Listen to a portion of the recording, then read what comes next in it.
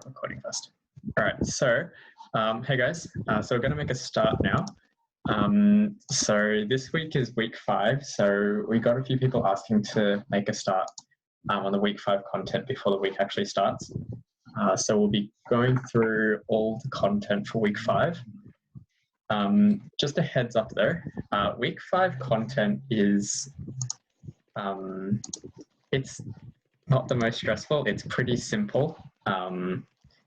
There's nothing really theme 3 based, nothing super hardcore. Everything is fairly wishy-washy about everything. So we were talking about this before, but essentially you can take week 5 as your catch-up week, but version 2 after mid-sem. Yeah.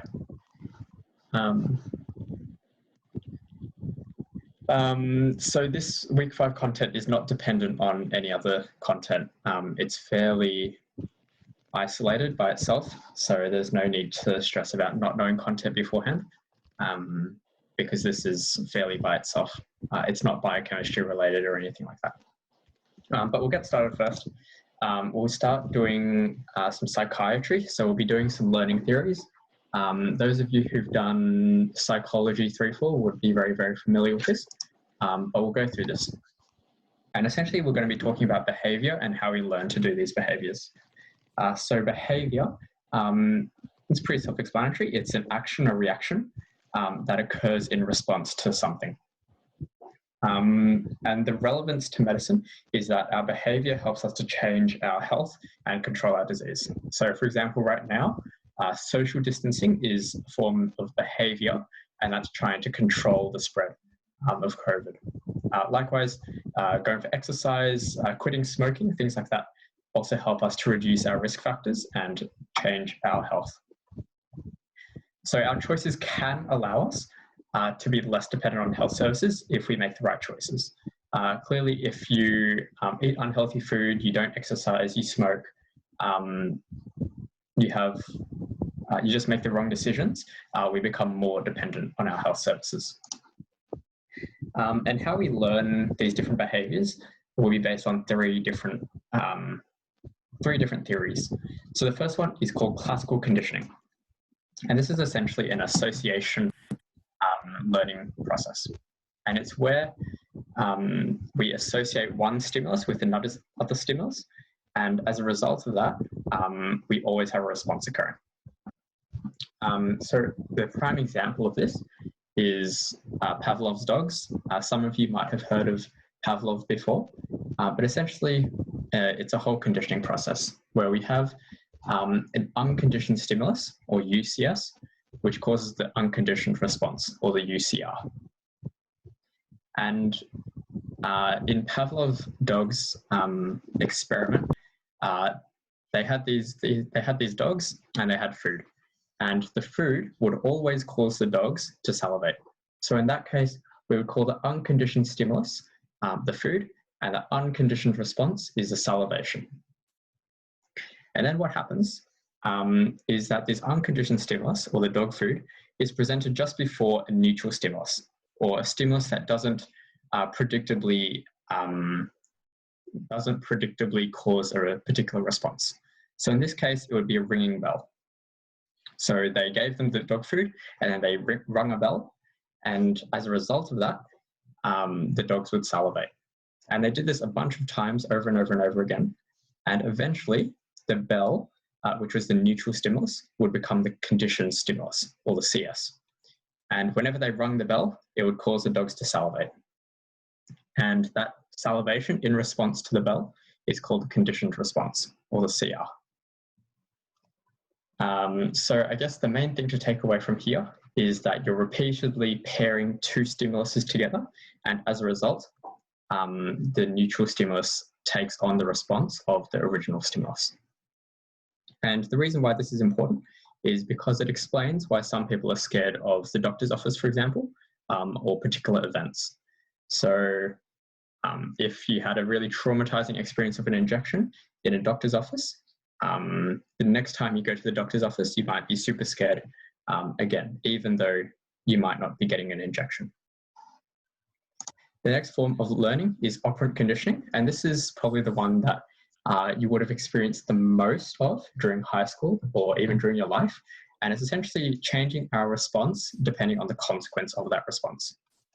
And it's classified into either a reinforcement or a punishment, and then positive or negative. So it's important to differentiate between these two terms, because reinforcement and punishment simply refer to the likelihood of the action occurring again in the future. So reinforcement will increase the likelihood of it occurring in the future, and punishment will decrease the likelihood. This is completely separate from positive and negative. Positive and negative simply refer to whether or not you're giving a stimulus or taking away a stimulus. So positive is when you're giving something, giving a certain type of stimulus, and negative is taking away a stimulus. So we have a diagram here, and it's using a bit of an ugly color scheme, but it helps us to allocate these two different classifications into some scenarios. So if you do a matrix of all these, you have positive reinforcement, positive punishment, negative reinforcement, and negative punishment. So we'll start off with this. Positive reinforcement is when we give a stimulus in order to make a behavior more likely to occur in the future. So we're giving a child some stickers for doing their homework in the hopes that in the future they'll keep on doing their homework. The opposite of that would be scolding a child. So you're still giving them something, but you're giving them a warning, or you're giving them some sort of punishment to reduce the likelihood for not doing their homework. So the aim of this scenario is to dissuade them from not doing their homework. Then if we move on to the negatives, if we have negative reinforcement, this is where we're taking away a bad stimulus in order to encourage a certain behavior. So for example, you might take the chores away. They may not need to vacuum the house anymore if they do their homework. And the goal of this is to increase the likelihood that they do the homework. And then the opposite of that, negative punishment, is if we take something away that's good for not doing a certain action. So for example, taking away their money or giving them a fine for not doing their homework. And the end goal of this is to decrease the likelihood of them not doing their homework. So yeah, this table is quite useful, I guess, to break down the differences between positive and negative and reinforcement and punishment. We then have social cognitive theory, and this one essentially is just role model learning. So if you like what someone's doing and you try to learn off them, that would be role model learning. And this one's quite a common method of learning, even nowadays. So now if you see someone playing a sport in a particular way and you think, oh boy, I would really love to play tennis like them, you might try to emulate how they serve and how they hit their shots. And that's all social cognitive theory. Models who are viewed as competent or highly relevant to you, or famous and well regarded, you're more likely to follow them compared to someone else who's not known, not seen as very good, and unpopular. And then lastly, we have something called self-efficacy, and this is essentially our belief in our ability to do something. So this is different from self-esteem, which is like our self-perceived image, because self-efficacy is all about our actions and whether or not we believe we can do something. So if I have a high level of self-efficacy in my ability to do well on our exam, I believe in myself, I believe in my own ability to do well on the exam. And as a result of that, I'm actually more likely to be able to do well on that exam, or more likely to be able to do that behavior. Yeah, so that's psych. The main important things to remember are your three learning theories: your classical conditioning, your social cognitive theory, and your operant conditioning. Does anyone have any questions about the learning theories or anything psychiatry related?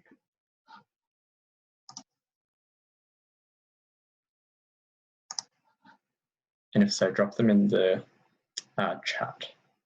By the way, someone asked me whether psych was theme like 1, 2, 3, or 4. So theme 1 is personal development. So that's like ethics and HEP and stuff.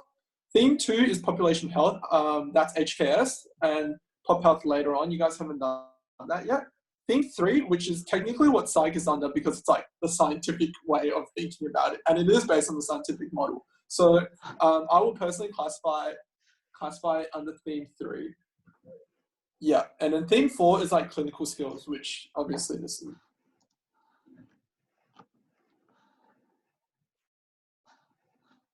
Yep. So I briefly skipped over it a bit. So self-esteem and self-efficacy. So self-esteem is your personal belief of your own character. So do I value myself? Am I respectable? Do I like my personality and who I am as a person? And then this is different from self-efficacy because self-efficacy is to do with our ability to do something. So do I believe that I can finish this essay tonight? I don't know. Do I believe that I'll be able to run 100 meters in 10 seconds? Maybe. So those are the main differences. Self-esteem is all introspection and looking at your own character, whereas self-efficacy is all about your actions and how you do things. Does that make a bit more sense about the difference?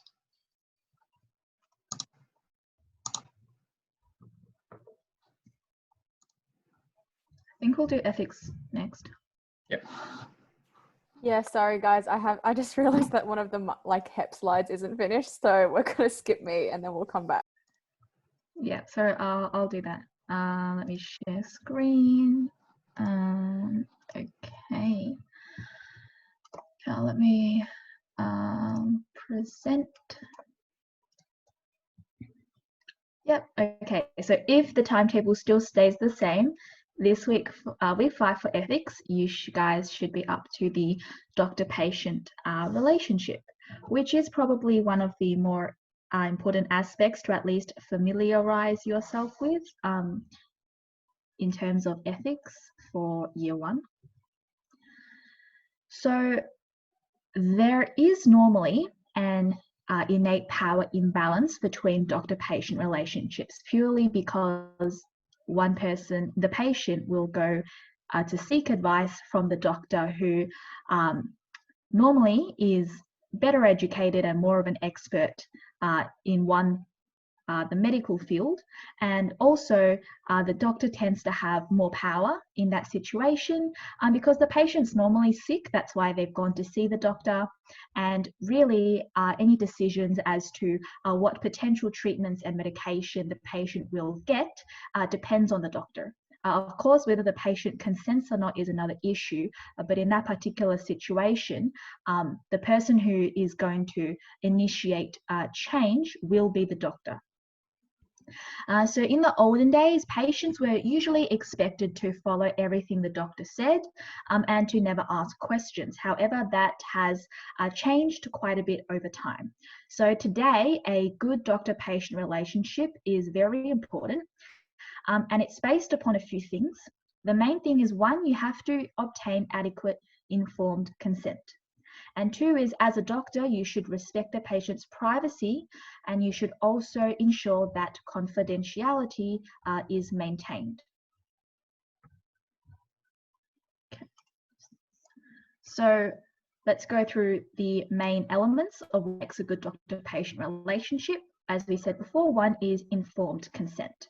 So a valid informed consent is obtained if and only if the patient satisfies the following criteria. So for informed consent, just quickly, you'll learn about informed consent in law, and you'll also learn about informed consent in ethics. So in law, which I think we previously mentioned, there were just 3 basic criteria that you have to hit. In ethics, we essentially break those 3 criteria into a few more dot points. So it's a slightly different for ethics. There's just a few more points to remember. So the first point in ethics is, 1, the patient has to have the capacity to make a decision. And 2, the information that the doctor discloses to them has to be to an adequate level. So for example, if the patient is going to be undergoing a really invasive surgery, such as maybe heart surgery, I, as the doctor, cannot just tell the patient, we're planning to give you heart surgery next week, and that's all the information that I'm giving you. Yes, I haven't said anything wrong. There's no falseful information there. Yes, you are getting a heart surgery, but I haven't told the patient enough detail about exactly what's going to happen, what they need to prepare for, any consequences, any alternative treatments, etc., etc. As the doctor, you also need to make sure that the patient understands that information. And the patient also has to decide whether or not they're going to undergo treatment voluntarily. And finally, the patient actually has to give some form of consent to the treatment. So this will be either verbal, implied, or written, depending on the type of treatment that the patient is going to receive. And just to make a quick point, if the patient doesn't have adequate capacity to make a decision, for example, if they are too young, or if the patient has something like Alzheimer's disease, then normally it would be ethically right to at least first get the opinion of the next of kin. So for example, the patient with Alzheimer's, if their partner doesn't suffer from Alzheimer's, the next of kin would normally be their partner. Okay, so privacy, pretty common sense. So in general terms, when we protect someone's privacy in patient care, we're essentially respecting their right to prevent any unwanted access to their bodies, as well as unauthorized use of their personal information. And we do have to remember that patients do have a right to privacy. Okay, and the other one is confidentiality. So essentially, confidentiality and privacy are tied closely with each other, because if you respect the patient's right to privacy, that essentially is what forms confidentiality. However, there are exceptions of confidentiality due to law. For example, if the patient has a notifiable disease, even if the patient doesn't want you to notify a third body, you are essentially legally obligated to do so. Okay, next slide. So medical paternalism, in general terms, it's essentially where you override a patient's preferences and their autonomy when it is believed to be in their best interests. So I think we already mentioned this before. So there's two forms of paternalism. One is weak and one is strong. So weak paternalism is you're overriding a patient's preferences, first of all, on behalf of the patient's own interests, rather than for the sake of other people. And so it is justified to an extent when a doctor's actions align with the patient's intentions, when they lack the decision or the capability to make a decision. So ultimately, the doctor has to make a decision that is most likely what the patient would have decided if they were in a better position. Strong paternalism is generally unjustified and unacceptable, so it's bad, and that is when you're forcibly overriding someone's voluntary and informed decision, even when they are competent. So that is, for example, forcibly giving blood to a Jehovah's Witness. Okay. So what does it mean to understand someone's best interest? So there are two parts to consider when someone makes a decision that is so-called autonomous. So the first part of autonomy is it voluntary or not? Okay, so for example, a gambler who gambles their paycheck technically is doing it voluntarily. Okay, so you could say, yes, their actions are completely autonomous. However, another side of autonomy has to align with someone's values.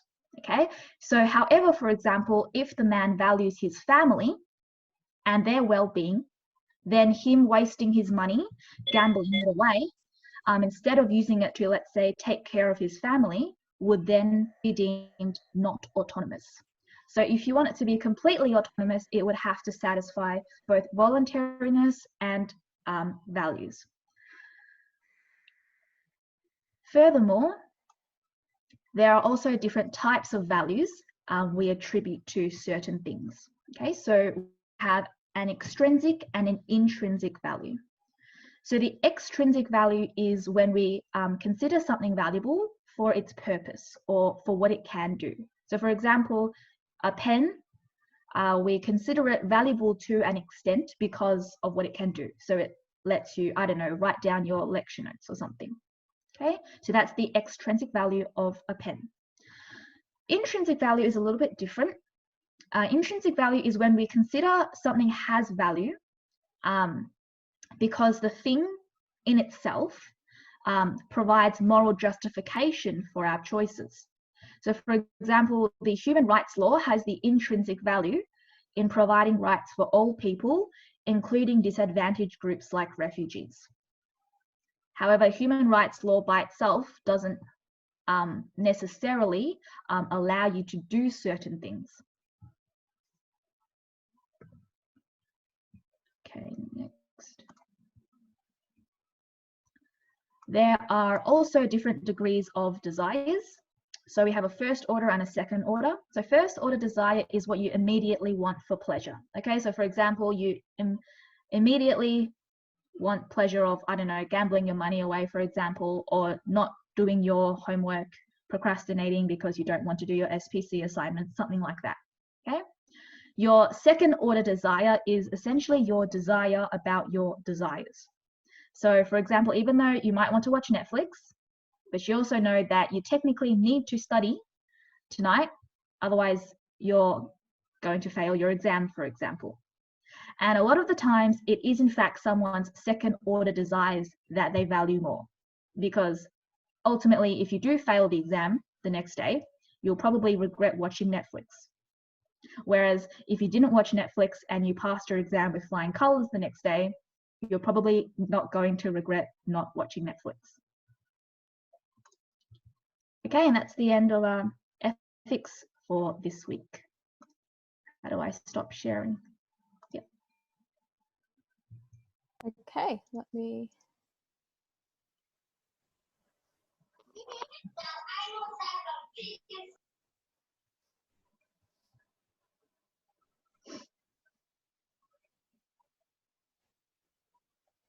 Oh wow, sorry, there are a lot of questions I did not see. Thank you for answering them. Okay, guys, I'll take you guys through HEP for this week, which is so much fun. We love HEP. HEP is HEP is great. Unfortunately, this time it's actually like more important than last time, so we're just going to have to deal with the fact that, yeah, we love HEP. So let's get started. How do I make this? Whatever. So today we're talking a little bit more about like anxiety, stress, and we're going to go into mindfulness as well. So these are just some definitions. These are taken from Craig Hassett's slides once again. So once you have your lecture this week, you'll see like he has like 50 slides talking about this. So like, don't worry. So anxiety, basically it's just being like feeling upset or like feeling emotional about a future event, so something that's going to happen, potentially happen in distant future, near future, whatever. And it has physical and psychological effects. So basically, you know, feeling like a little bit of like, you know, trepidation or whatever, like before something happens is like fine. But like anxiety is actually where it's disproportionate to the level of threat. So if we were going on like, I don't know, like if for me personally, like if it was like a roller coaster and I was feeling like particularly anxious about that, to me, that is like, technically it's like, I would believe that it's proportionate to the level of threat that I'm about to face. Or like, for example, we're confronted by like a murderer, someone's like chasing me with a knife. If I was feeling anxious about that, like that's normal. However, if you were feeling really, really like anxious about something that was really, really minor, like, I don't know, walking out of your front door, just you're feeling purely anxious about that, that would be considered like disproportionate to the level of threat that you think you're facing. Stress, so that's basically just, it covers a lot of different kind of experience, both physical and psychological experiences. A general definition is just a perceived inability to cope, but we're going to go into this a lot more in detail. So just some health effects for poor mental health. These are particularly important for you as like a health practitioner in the future, just knowing how badly poor mental health will actually affect your patients. So you can't just be thinking about, oh, okay, they have this disease, like I'll treat them for this disease, but you have to think about the possible mental effects it's actually going to have and what those mental effects will, like the symptoms that they will cause in the future as well. So you've got these, I've just listed them in terms of like symptoms, behavior, resistance, and disease. So symptoms is just like, obviously, you know, symptoms, usually it's like fatigue, headaches, depression, nausea, etc. There can be a lot more. Everyone obviously will experience things differently. Behavior, so poor mental health can lead to like unhealthy lifestyle, anger, poor concentration, etc. Resistance, so it actually has research shows that it has effects on your actual immune system. So you're more prone to like infections, inflammation, all of that stuff. And it actually is like a risk factor for many different diseases such as cancer, heart disease, and it affects genetic expression. So a lot of people don't, like us as even like health practitioners, like now, even doctors you'll meet will actually be unaware of the fact that like poor mental health will have such effects on their patients. So just like something to keep in mind. So this is like linked to like anxiety and stress. Everyone will have heard of this, like the fight or flight response. Basically you'll learn a lot more of this like biologically as well in like, is this like a second semester thing? Like ANS, PNS?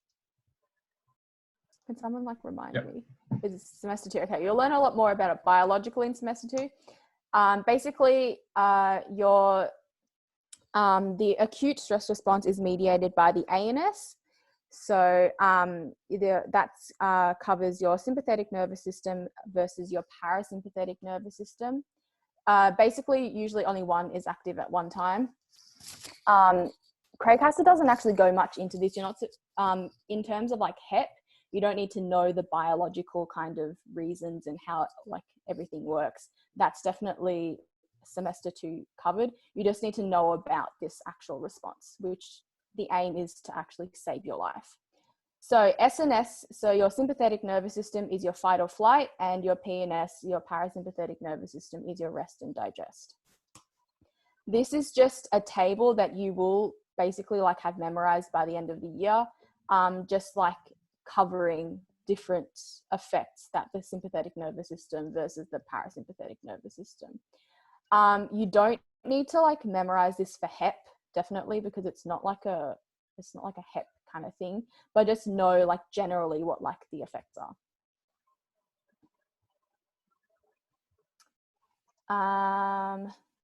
Do I need to? No, we can skip this. So basically we're going to go through like fight or flight response linked with anxiety. So you get anxiety when there's an unnecessary activation of your sympathetic nervous system. So if you had like, going back to like that scenario before, if I was being chased like down a dark alley by someone with a knife, like fight or flight response being activated, that's, you know, that's a necessary situation where I have to fight for my life. So it's not a prolonged response. It's basically once that whole thing is over, it's deactivated. So it's not necessary anymore. An inappropriate fight or flight response is basically a prolonged activation of your sympathetic nervous system. So you see that in patients who have chronic depression or chronic anxiety, and it actually causes like long-term neural damage, atrophy of the hippocampus and the prefrontal cortex neurons. So it actually has, you know, you can actually see the effects on someone's brain.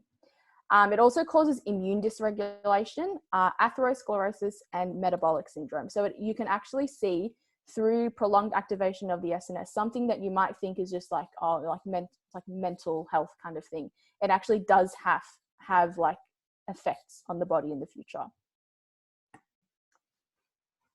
So psychological stress, it does lead to immune dysregulation. So basically patients who have severe like psychological stress that isn't taken care of within like, and if it's like across a long period of time, they'll have increased susceptibility to infections, disease. They're more likely to have like increased severity of diseases, and they'll, you know, have relapse of infections as well. They'll have a poor response to immunization and an impaired response to cancer. And it's people have been shown to have like lower immune markers and poor immune cell function. There's also increased inflammation. So increased inflammatory autoimmune disease, allergies, all of that nasty stuff, which is fantastic. Yes, thank you, David. And genetic effects. So like there's evidence of like increased DNA damage, mutations, impaired like repairing, increased aging, and once again, because it's Craig acid, he's always going to talk about telomeres. So there's actually evidence of telomere shortening with increased psychological stress. That's like one thing that you'll like learn about like Craig acid, is that it gets always like talking about like telomeres and stuff, and they're actually important. So luckily, like he always goes on about it. Okay, now we're going to talk about mindfulness. So mindfulness is a strategy and a technique that a lot of people use to cope with anxiety, stress, a lot of different like mental health issues. They use mindfulness to actually help them cope with that. So it's basically a mental discipline involving training attention and attitude. If you probably will still do this in your tutes, like they'll make you do like mindfulness like every tutorial, and it's actually like, I personally didn't like mindfulness was like the thing that you did in like year 9 that all the teachers made you do, and it was like the kind of thing that no one really understood why you were doing it. But like personally, it actually like I like have like a changed attitude about mindfulness. I don't like actively do it, but like still like it's actually pretty useful if you do it like properly and if you do it well. So you would have heard this before, but like us in general, we're generally running in like a default mode, basically like autopilot. So our mind is inattentive. We're not really actually paying attention a lot of the time. So by using mindfulness, we're actually enhancing perception. We're, you know, enhancing like actions and control. And we're basically just like fine tuning our brain, if you want to like call it that. So you can develop mindfulness through 3 different practices. So formal practice is basically like through actual like meditation, attention training, kind of in the name, just like a formal kind of procedure. Informal practice is basically just like consciously reminding yourself to be mindful when you're doing other like everyday activities. And cognitive practice is basically just doing a mixture of both.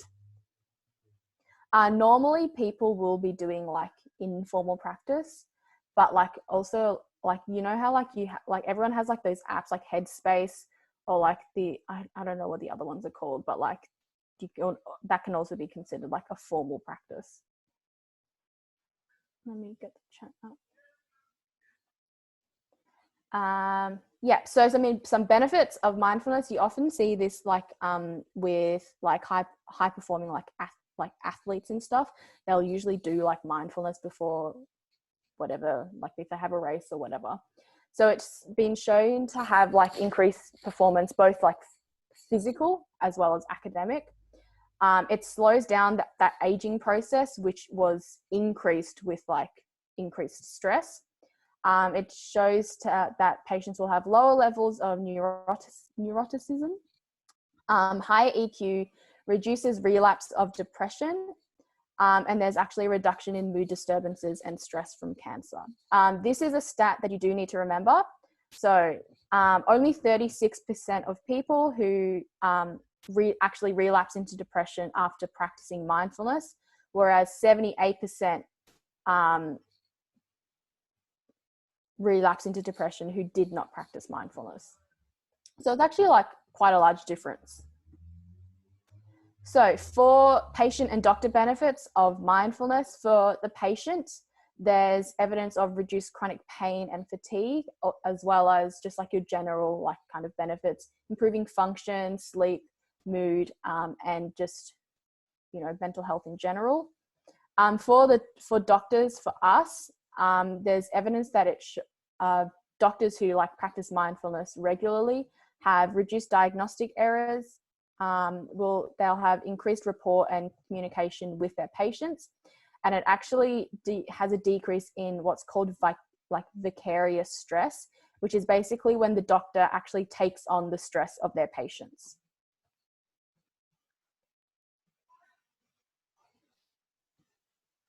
So this is the last thing. So basically we'll go through like just 2 disorders of attention. So attention, the first one is the attention deficit trait.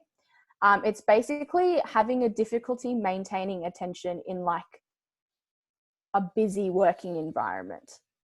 And these people often have like difficulty with organization, time management, and they're kind of constantly in like a level of panic or like guilt. Honestly, when I was writing this, like felt like me, like I feel like I'm just like describing myself, but like, yeah, you're with people like you, with patients you might meet in the future, you might be able to like advise them, okay, maybe you want to try mindfulness, etc., etc. And then depression, it's basically a patient who's in an ongoing depressive kind of default mode. So their brain isn't actually present, what we would call present. So mindfulness is all about like training your mind to be present in the moment.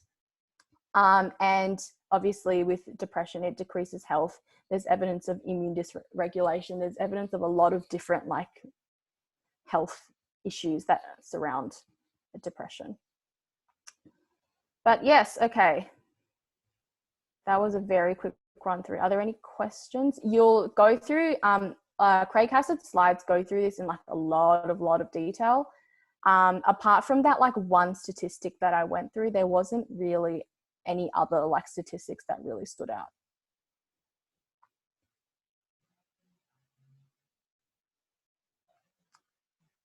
Yes, EQ is like emotional intelligence, yeah. Okay, HKS? Whoever's taking HKS? Yeah, This HKS is actually important. Yeah, like, this HKS yes, yeah, is like this is really important. Yeah, this one's like super important. So if you're going to pay attention in any of them, pay attention in this one, because and refugees. Yeah. So Indigenous health and refugees are probably the 2 biggest ones, as well as your like health determinants. So those 3 for HKS, really. Yep. So you should be blessed with my 3 this week, hopefully. Well, I hope for you guys you will be. And you'll probably also have an Indigenous leader come along as well. I'm not sure if they're showing you last year's lecture, but for us, we definitely had one of the Indigenous leaders or a greater figure in the Indigenous community. So you'll get to hear about all of that from their perspective as well. So, so there are a few big high yield kind of buzzwords or big points that you get with Indigenous and Aboriginal health. And this first one here is obtaining an Aboriginal or Torres Strait Islander status, or an ATSI status. And you need 3 things. You need to self-identify as ATSI. You have to have proof of lineage. So you need to show that you have an ancestor who's ATSI. And then the Aboriginal or Indigenous community must also accept you. So you can't just go claiming that you're ATSI and have that proof without them accepting you. And all three of these things have to be satisfied in order to be legally Aboriginal or Torres Strait Islander. And unfortunately, at sometimes there's something we call lateral violence, and this is basically internal conflict between Indigenous Australians. and it's basically the loss of this last point here, where the Aboriginal community must accept you. So some Indigenous Australians may call other Indigenous Australians not. So they kind of disregard your status, and that's called lateral violence. The other important part here is that identity for them is built into the community of people. So it's not just a skin color, which is why to obtain the status, there's no need for a certain physical appearance, no need for like a language to be spoken. It's simply self-identifying, a proof of lineage, and the community must also accept you. So it's really important that we don't hold our stereotypes or our preconceived biases about what makes you Indigenous or Torres Strait Islander, but rather thinking about the community of people, and it's an actual culture that's one of the oldest cultures in the world. So it's really important to respect that. Unfortunately, though, there is a significant health difference, and this is an important part to realise. You probably realised it already, even coming through interviews and in things you've just seen in the past, but there's a significant health difference between Indigenous and non-Indigenous populations. So for example, Streptococcus A, which is a bacteria you'll learn later down the track, we use this as an example sometimes, and we look at the rates. So in non-Indigenous, it's 10 out of 100,000. And if you compare that with the Indigenous population, it's 8 times that. So 82 out of 100,000. Plus they have a 7% mortality, which is quite shocking for something like Strep A. Yeah, and essentially we're not meeting the necessary targets because although we've planned for something to happen, we aren't meeting our life expectancy targets because mortality is not decreasing. So because mortality is not decreasing, the population is still dying off earlier than they really should be. And this is unfortunate because it's also due to some chronic diseases such as type 2 diabetes, asthma, rheumatic heart disease, and chronic kidney disease. It's also really important to remember a few of the chronic diseases that they have a greater risk for, especially as you move into more clinical things, because your treatment and your management of these populations will change because they're generally at a greater risk of some of them. Okay. This next part here will be kind of going through a timeline of events that have caused the current health gap. And the important thing to remember is that the current health gap is not due to it is not due to the actions of Indigenous or Torres Strait Islander Australians, but rather it's due to the next 3 stages here. So it's due to displacement, segregation, and forced assimilation, and then current discrimination and structural violence. So that's like the key overarching idea for this. And if we start off at the very, very start, we think of displacement. And essentially what occurred here is when the Europeans came to Australia, the Indigenous Australians were already here, obviously. However, there was a clause, according to the Europeans, that allowed them to, quote unquote, discover a country if it didn't fulfill some criteria. So if the country wasn't Christian, or if it wasn't civilized, then they could call the country their own, essentially. They could discover the country for themselves. And therefore, when they arrived, there was no treaty that was entered into. So they basically just took over the land without any legal proceedings or any consideration of the Indigenous population.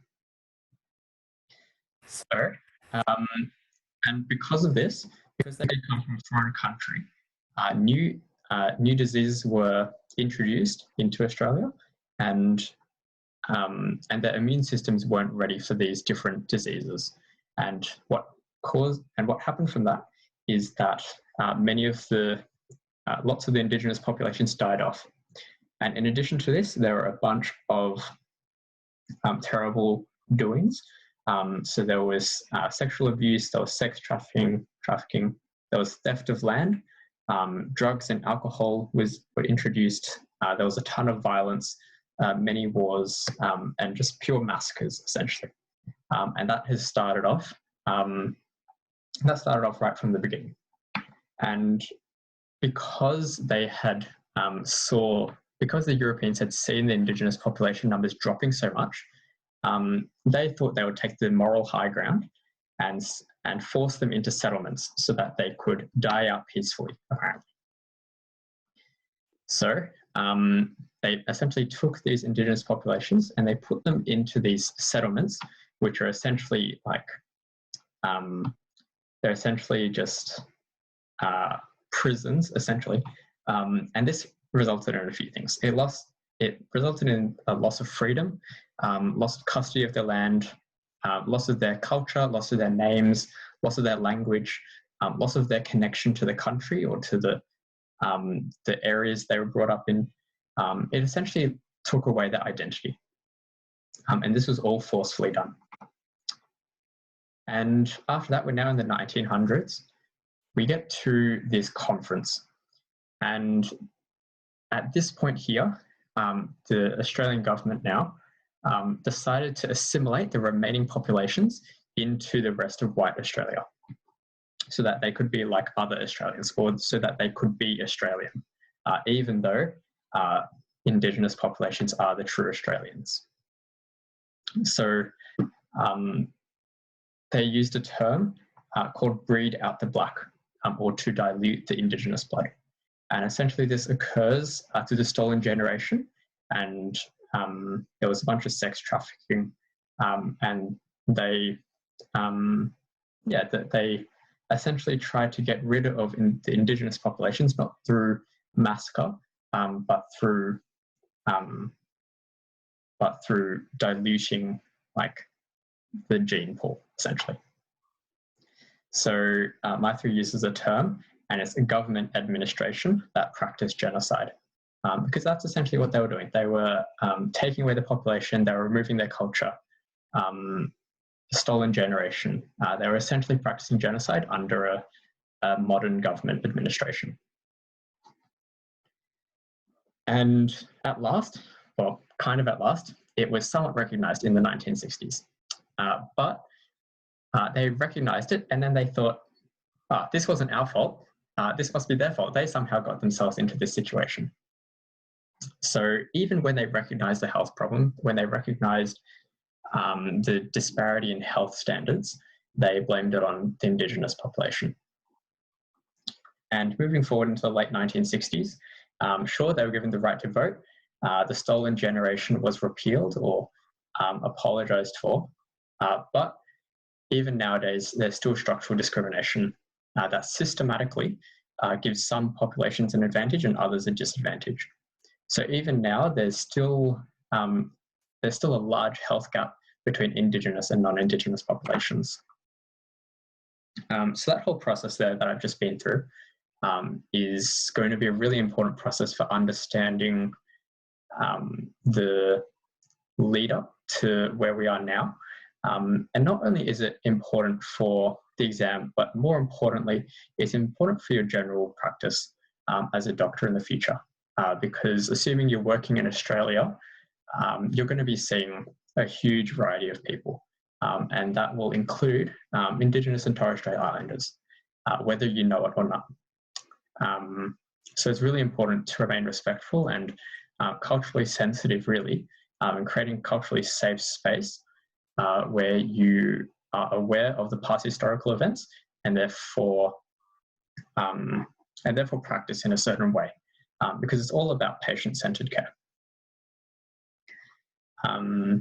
So yeah, really try to learn this, not just for the exam, but really just to be a better doctor in the future. Maithri will also show you a process called yarning, hopefully, during the lecture. And it's a bit difficult to describe in words. Hopefully you can watch last year's lecture, or they'll show you an example. But it's essentially the process of sharing information and experiences with each other to provide a mutual benefit between two parties. It's not just like your general conversation. It's not a lecture. It's not an informative piece. It's not like a walking textbook. But it's like a discussion sharing experiences, talking about things, all for the mutual benefit of everyone involved. So this is like a particularly nice process called yarning. So if we consider all of the problems so far, we can think of the current health problems now. And we have a few of them. So we have cultural blindness. So cultural blindness is where you think that your culture is the only culture that exists. It's the normal one, and you disregard other cultures. You also have miscommunication and racism. Miscommunication doesn't just have to be verbal. Miscommunication can also come in non-verbal cues, as you'll learn throughout your medical history clinical skills classes. So this might involve eye contact or the way you act, the way you say things. Simply your body language can cause health problems. Next on, we have strength-based and deficit-based solutions. So the main point to take away here is whether or not we're focusing on someone's strengths versus focusing on someone's weakness. And it's really important to focus on someone's strengths rather than their weaknesses, just because, well, it's socially the better thing to do. And it's also respecting them and what abilities they have. So therefore, knowing all these things, students and doctors are able to help by learning it now, so that we can provide a culturally safe service later on in the future. Another way is also becoming politically voiced. So doctors are often advocates for many populations, the young, the old, their patients, different cultural backgrounds, things like that. And as doctors, we are well respected within the community, so we do have the power to make political stances on things and ask for change. And it's only through this systematic change or through changes in government, changes in policy, that we'll be able to bridge this gap. So social inequalities between education, between employment, between all your social determinants, your socioeconomic status, all of these systematic changes are the changes that will result in closing the gap between non-Indigenous and Indigenous populations. So hopefully kind of you get to learn more about the Indigenous population, not just for the exam, but for your general practice as a doctor in the future. Yeah, really, really important stuff. Does anyone have any does anyone have any questions about any of the stuff we've covered about HKS or HEP or psych or ethics?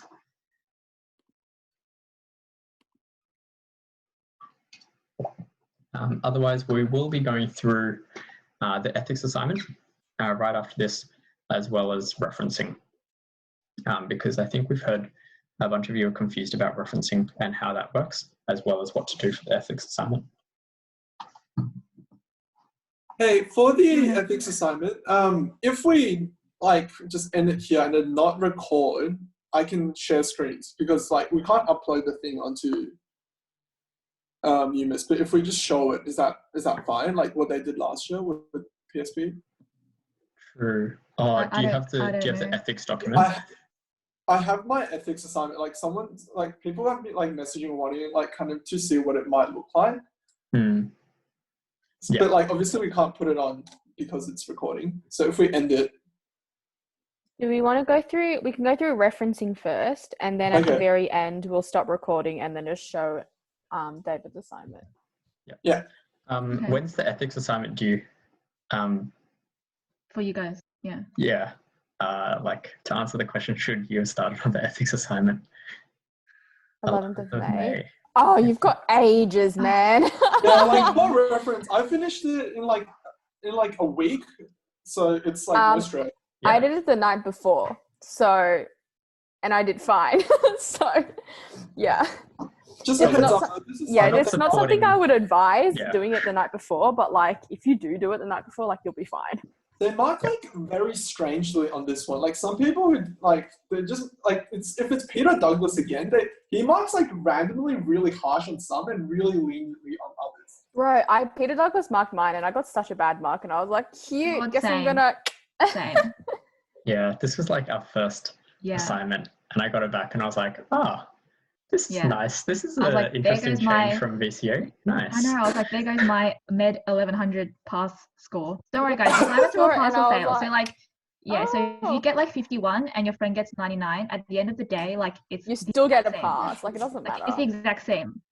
Like it doesn't. Even So, Yeah. I couldn't get any worse than my ethics assignment. I was proved very wrong when we did future assignments. So like even Med 1 to 100 is like okay. Just make sure everything is like a learning opportunity and you kind of learn from it. That's amazing. yeah.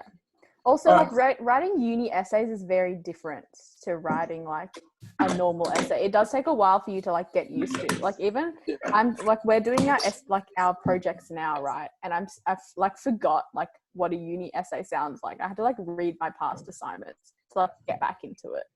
So don't worry, it's okay. All right. Do we want to go through references? I can share screen. I can Yeah, So that'd like be go EndNote through is really good. I'll go through EndNote. Yeah. Or unless someone else really wants to. It took me so long to figure out referencing. Like That's I had okay. like the I Monash figured guide it out. like I up got and it. I was like searching through like Harvard referencing when I first did it. It like I can't. It just Yeah.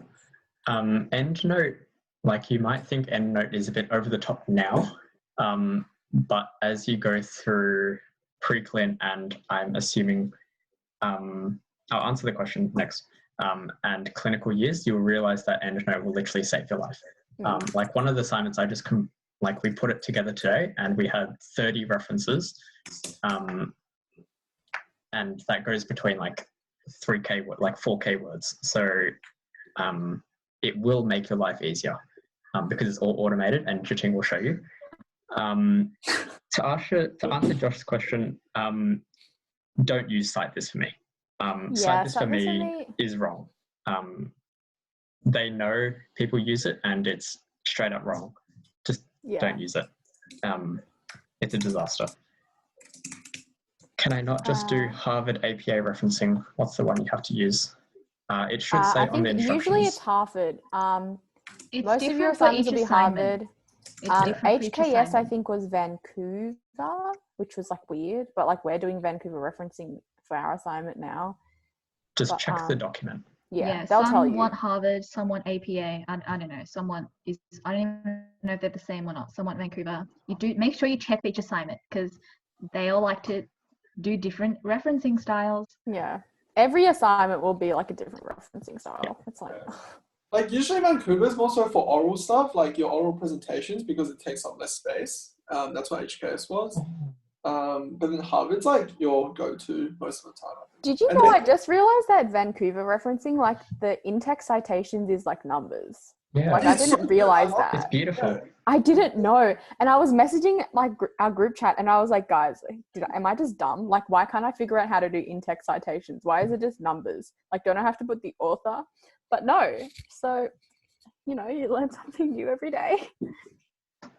Yeah. Yeah, Harvard is like a pain in the ass. Okay, I did all of my assignments last year. I did my referencing like by like typing it out. Like I physically typed out my references. And only in my last assignment did I realize I could have used EndNote and I literally wanted to kill myself. So please use EndNote. Like I wasted like 3 to 4 hours on referencing for each assignment. It is not worth it. No, not worth it. Yeah. EndNote will also like automatically format your reference list because some reference lists require alphabetical ordering. So if you want to avoid going like A, B, C, D, E, F, G, H, I, J, K like 30 times, use EndNote. Yes. So I think hopefully you've got the idea that EndNote is really important. Yeah, don't make my mistake. Yeah. Yeah, Microsoft Word also has its inbuilt referencing system. That's pretty good. Is the Microsoft one good? Like I've never used it before. It's decent, except you can't, I don't think you can connect to online databases. You can't connect to the Monash database, as far as I'm aware, so EndNote's superior. Yeah. Yeah. Who's sharing screen for EndNote? I'll do it. Yep. 1 second. How do I screen? Okay. Okay, so before I go into EndNote, if you're still unsure or if you doubt EndNote for whatever reason you want to doubt EndNote for, and you want to be like super sure that you've got your referencing correct, the best site to visit is the Monash University Library Guides site. They essentially have all the different types of referencing that you might possibly get at Monash Uni. And so if you're doing Harvard, you go into Harvard and, for example, I don't know, you picked a book with one author, and so essentially it's great because they give you like an exact example of what a correct reference for a one author book in Harvard style would look like. And then they'd say, you know, if you were paraphrasing, this is what your in-text citation should look like. And if you were quoting the author, this is what your in-text citation should look like. So it goes into quite a lot of detail. However, if you don't want to read this library guide, you should use EndNote. So EndNote, I don't think works with Google Docs. So I don't know if it works with OneNote or not, but I just used it on Microsoft Word. So I'm just going to show you how to do it on Microsoft Word. So first you've got to actually download EndNote on the internet. So after you've got that down and you go into your Word document, a lot of the time you will realize that you can't find EndNote anywhere. So I'll go from the very beginning on how to actually get EndNote synced to your Microsoft Word. So you'll go into File, you'll go to, at the bottom here, bottom left-hand corner, there should be an Options, and this will pop up. You go into your add-ins, okay, and you'll realize I don't have EndNote on my Word document right now because under my inactive applications, EndNote is essentially inactive right now, okay? So I have to manage my computer add-ins. So I press, yep, I want to manage that. And it says that the add-ins I have available, one of them is EndNote. So I'll tick EndNote and I say, yep, that's the add-in that I want. Press OK, and now at the top here, I have my EndNote available, okay? After you've got EndNote in your actual Word document, you press this button here, it says go to EndNote, because you do have to have both your Word document and the EndNote application open at the same time. Now I have one of the older versions, but you won't get this pop-up if you download the new version. Okay, one sec. So you'll have something that looks like this. You guys probably won't have this at the beginning. So it looks something like this. And I recommend that for each new assignment, you start a new referencing library, just so that you don't end up with 60 references in the same library and you won't be able to find which reference you want to include for a particular assignment. So you'll go to File, New, and I'll just say something like, I don't know, PS Pingu. So that's the referencing library.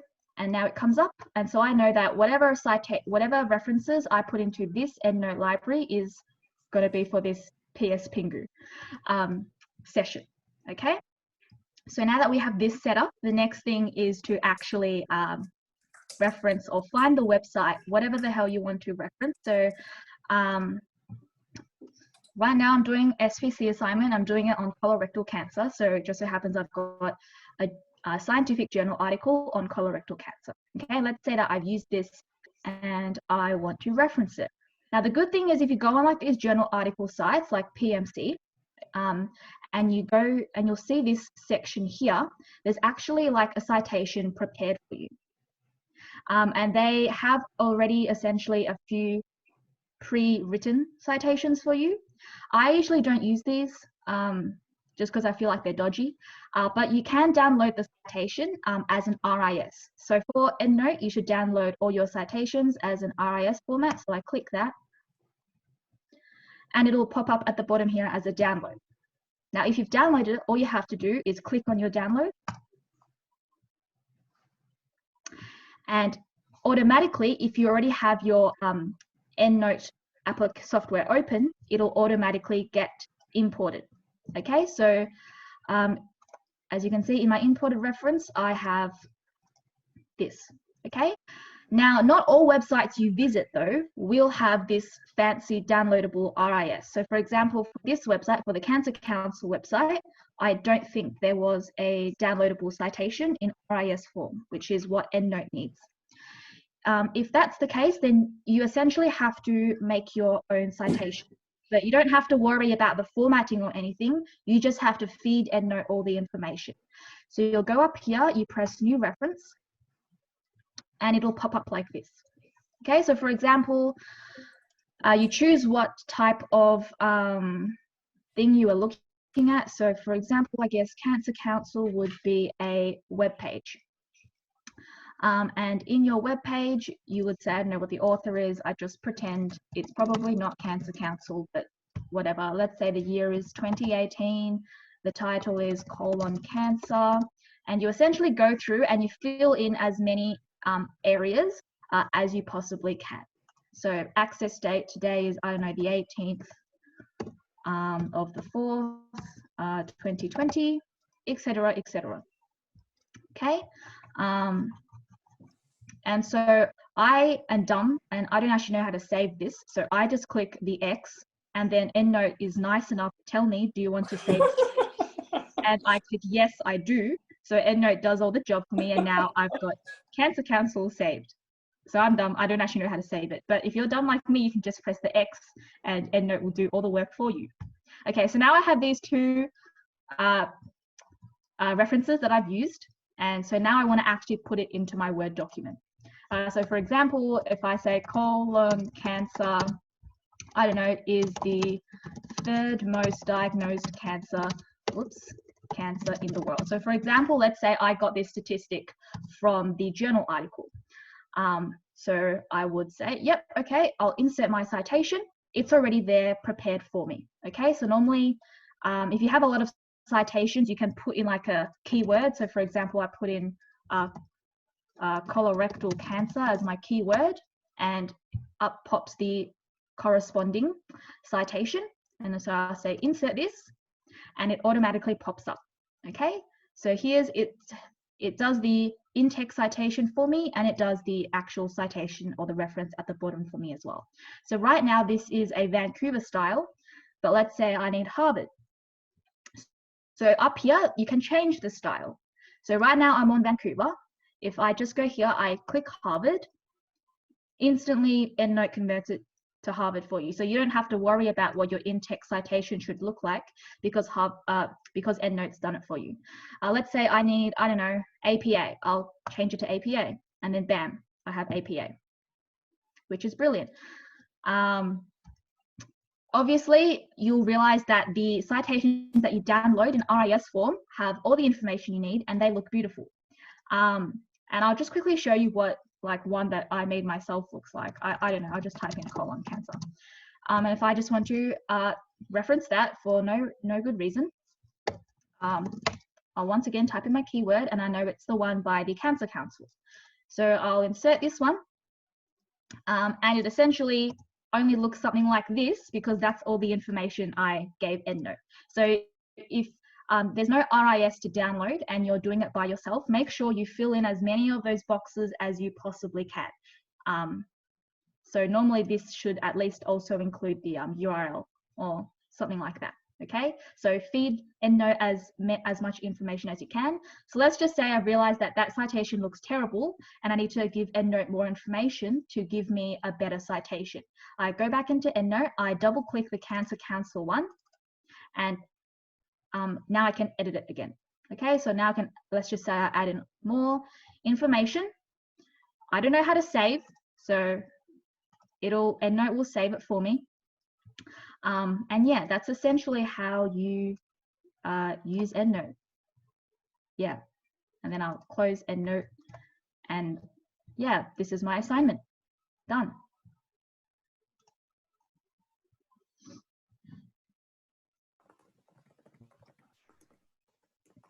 Okay, the chat exploded. Sorry, I'm not looking.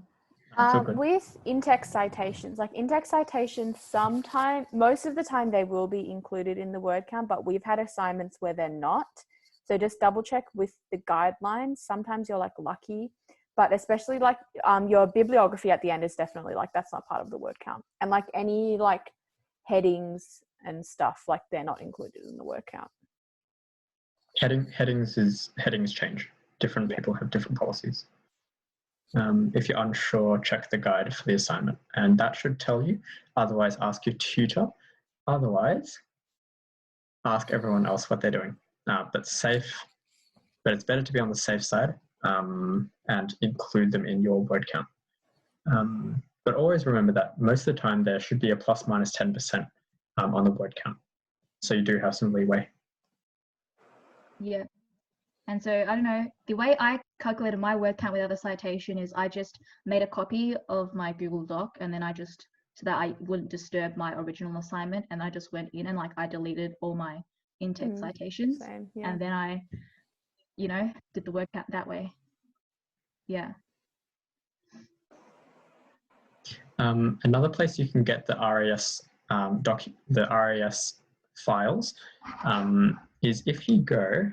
Hang on, I'll share screens with you guys. If you use the Monash University website and you sign in, Monash Library, sorry, Monash Uni Library website, and you sign in while searching, Monash Uni will also give you a citation link, and that'll help you to import it into EndNote. So I'm just signing into Monash University here on their library website. And let's say I'm looking for, let's say I'm looking at, I don't know, type 1 diabetes, because that's all I've been looking at for the past week. So type 1 diabetes, and look it up. And then I decide I want to use this reference here by Atkinson, Mark Atkinson and George and Aaron. So if I click on these quotation marks, it'll say citation, and then you can click on EndNote Desktop and you can download it. And then you do the same process to import it into EndNote. And yeah, that makes life a lot easier. This also works on Google Scholar or PubMed, any of the database websites that you should use. If they're really good, they should have these citation buttons.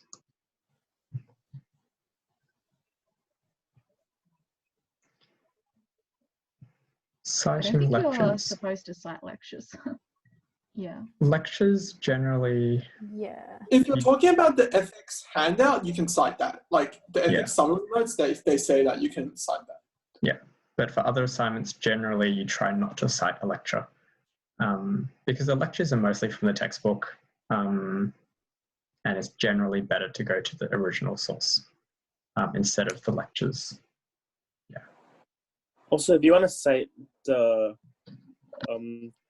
notes that they provide, like you have to make sure you don't use the example reference that they provide in the assignment, because the date may be wrong, like the year may be wrong, and the course code may be wrong.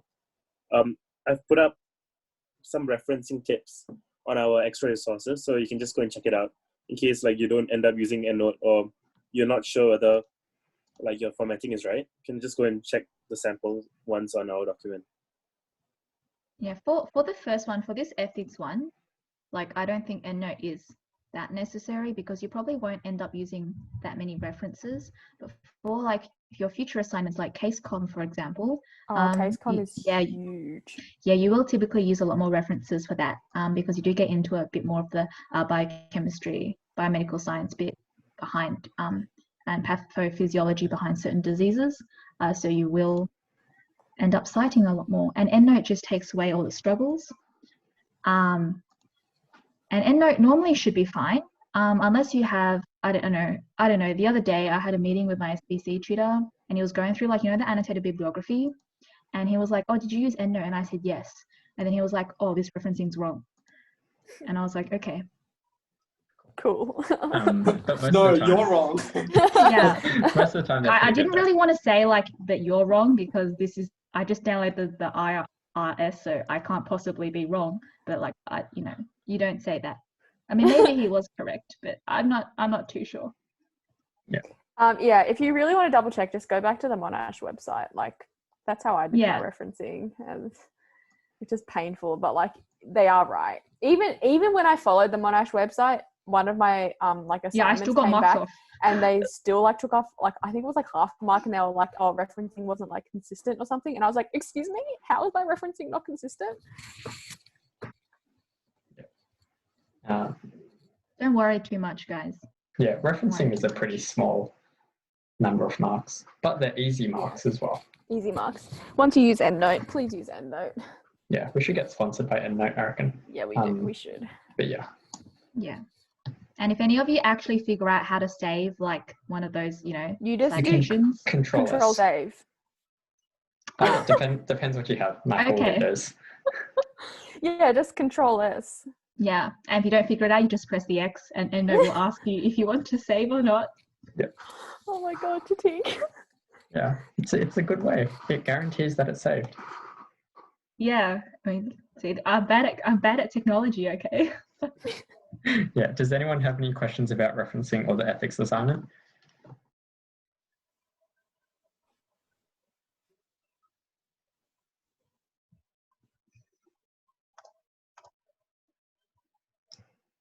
Otherwise, David, what's your plan of attack with going through the ethics assignment?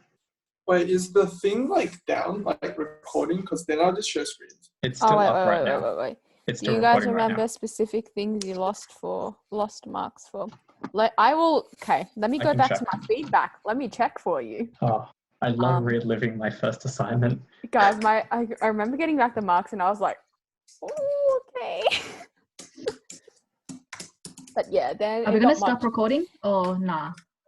Just we'll answer this question first and then we'll. Yeah. Okay. Okay, I will check my Moodle as well. Yeah. Otherwise, like if we accidentally include anything important, I'll cut it out before we do anything. I have to relive this mark. Yeah, guys, I like. What did I get on this actually? I remember my mark. What did I get? I remember 23. my best mark was actually HKS. Oh my god, my best mark was HKS too. Yeah. Like my group smashed Yeah, my group's that presentation. It was so good. HKS was not bad. I lost marks for referencing. I lost a whole mark Same. for not Peter citing Douglas. page numbers when quoting using in-text references. What the heck? That's lousy Apparently, feedback. I had just a few errors in the form. Wait, no, I didn't get any feedback. What the heck? I just got marks. He only gave me feedback for referencing. Wait, what? I don't. Where's? This is Oh no, rubbish. because he sent out like that like whole cohort feedback document. Remember? Oh. Like it. Oh, yeah, he did? it wasn't individual. Like it was like cohort. He was like, a lot of people did this, but then you were also supposed to include this. Are we allowed to share that? Or is that copyrighted? That's I don't know. probably copyrighted. I think that's copyrighted.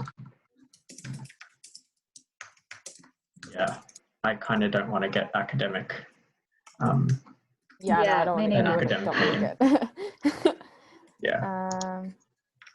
Some Alright, just wait until like.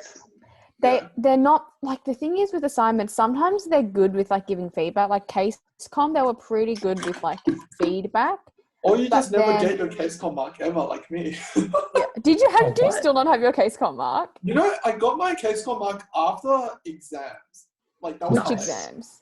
Like Sem 1 exams. Like Sem 1. Wait, was it Sem 1 or was it Sem 2? No, yeah, it was Sem 1. 1.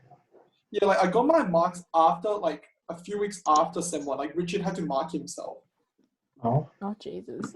Yeah, guys, they're great with marking and giving back our assignments. You'll which one was the assignment that they like screwed up? The HLSD, wasn't it? Yeah. And like something went wrong with like video upload and it just like Oh yeah, and like everyone got 0 for that. And I was so like pissed off. I was like, excuse me. And even after they said they would change it, they didn't change my mark. And I was like, honestly, like I already passed. I don't really care. Yeah. Alright, I can share screen. Okay, I will stop Okay, recording. we will stop recording. Just before David shares screens, when you do submit assignments, everything goes through Turnitin.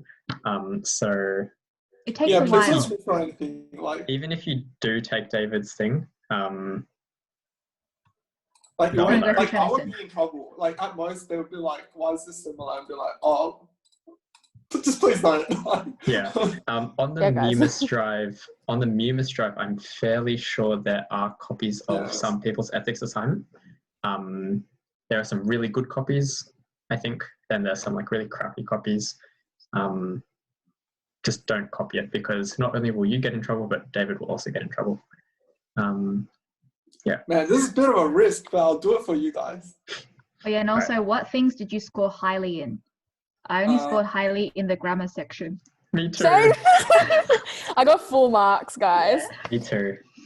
Same, full marks. Wait, how do you grammar, see so- the actual mark that, like, each section mark? How do you see that? Yeah. Scroll to down, scroll scroll down. Scroll down. Oh. Guys, we're really great with Moodle, as you can see. What did I Yeah, get that for sucks. HLSD again? I Yeah, didn't see my HLSD mark. Man, I smashed HLSD, except for Bro, the mark I did that I so lost well on in the video. HLSD except for that stupid video. Same. I got full marks on my video. What? I did it in my pajamas. Mine is still 0. Guys, they still Mine's never still 0. They still never changed my mark. I'm so disappointed. Yeah, they were like, sorry, we can't access it. And I was like, oh. All right, I'm going to stop recording now. So David can share a screen. Did I So- do well in Epi?